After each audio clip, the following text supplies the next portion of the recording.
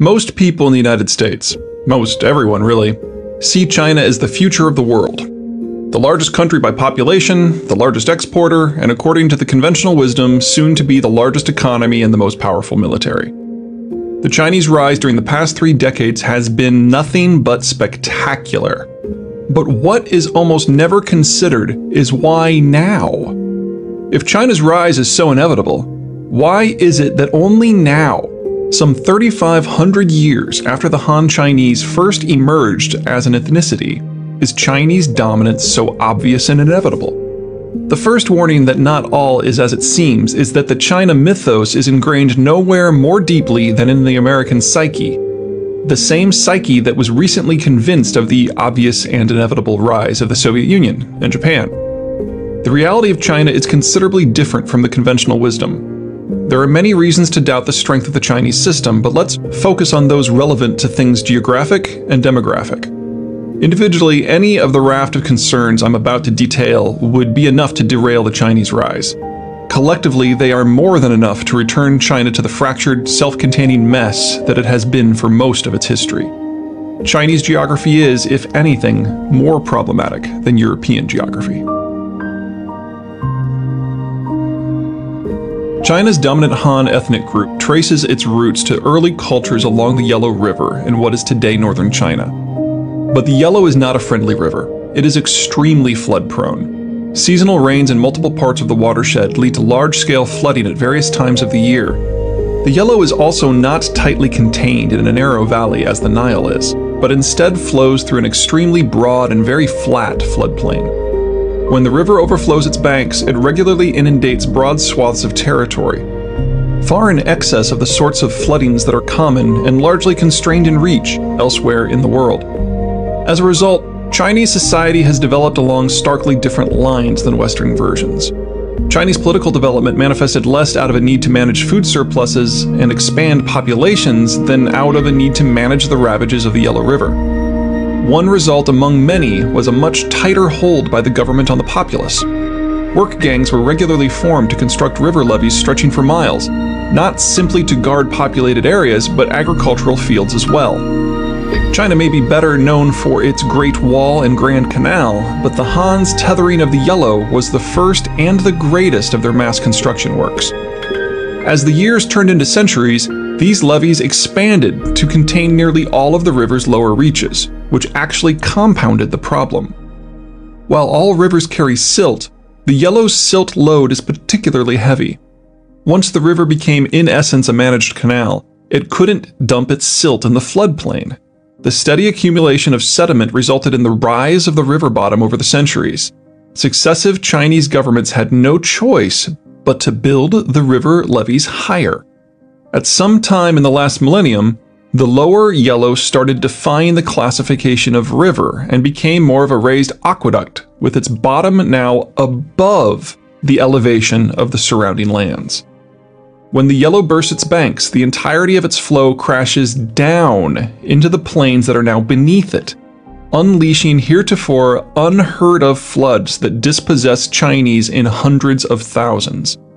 A single flood in 1931 killed more than 1 million people.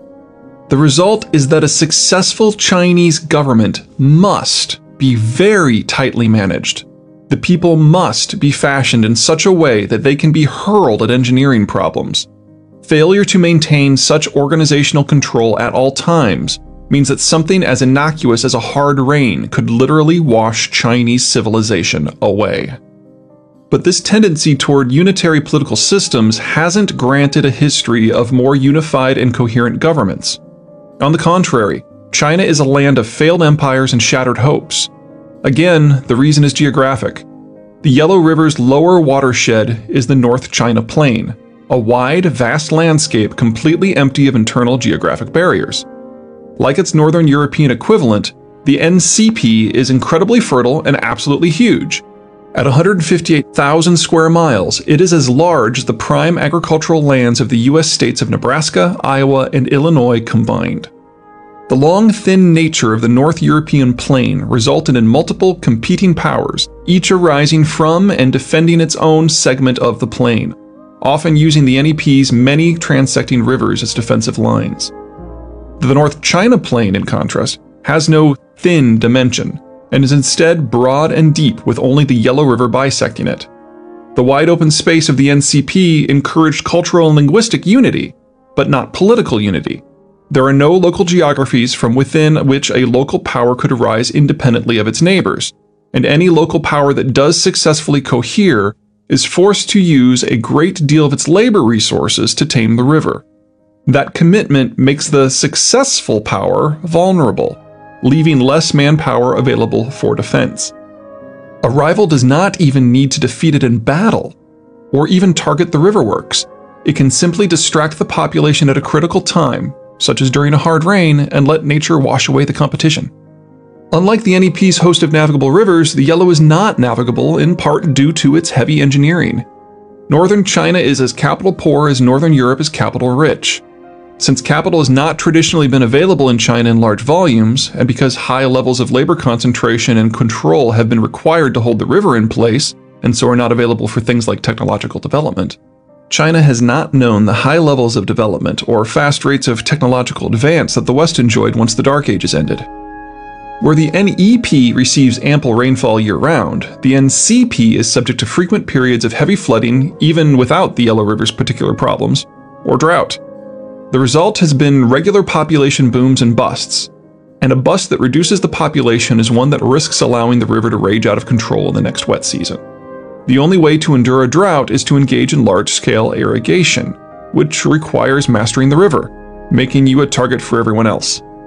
Strategically, the result is a region shattered by multiple competing powers perfectly willing to inflict mass civilian casualties upon each other and even hurl their collective civilization down in order to gain a tactical advantage. The Chinese quite accurately refer to long stretches of their own history as the warlord era. Unifying northern China into an all-Han zone took nothing less than millennia of wars, civil conflict, and ethnic cleansing. And even once that was achieved, maintaining its unity requires a degree of oppression that is onerous by nearly anyone's standards but Beijing's own. The Chinese Civil War between the forces of Mao Zedong and Chiang Kai-shek, complete with its 7 million deaths, was but the most recent incarnation of this eternal pattern. Economically, the result is a system with little trade and even less technological innovation.